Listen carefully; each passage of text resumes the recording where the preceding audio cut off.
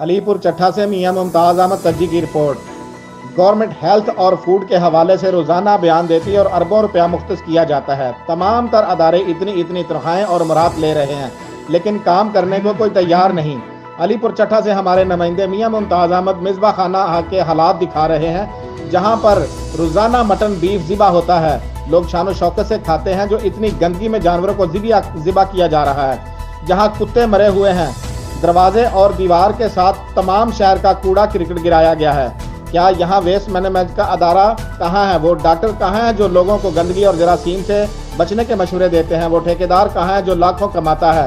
وہ کارپوریشن کہاں ہے جس کی ذمہ داری بنتی ہے کہ وہ صفائی کا خیال رکھے؟ وہ فوڈ اتھارٹی والے کہاں ہیں جنہوں نے پاکستان کو ملاوٹ سے پاک کرنا ہے؟ اس مصباح خانہ میں تو ڈاکٹر آتا ہے نہ ہی ٹھیکیدار۔ قصاب حضرات کو کھلی چھٹی ہے، وہ نہ نر کریں یا مادہ، جانور تندرست کریں یا بیمار، کوئی پوچھنے والا نہیں۔ ان تمام تر حالات میں سیاسی و سماجی حلقوں اور شہریوں میں تشویش پائی جاتی ہے۔ ان کا کہنا ہے کہاں ہیں ادارے کام کرنے والے جو مفت کی روٹیاں توڑ رہے ہیں؟ صفائی کر کے نہ صرف اس گندگی سے جان چھڑائی جائے بلکہ ڈاکٹر اور ٹھیکیدار کو بھی پابند کیا جائے کہ وہ روزانہ ڈیوٹی دیں۔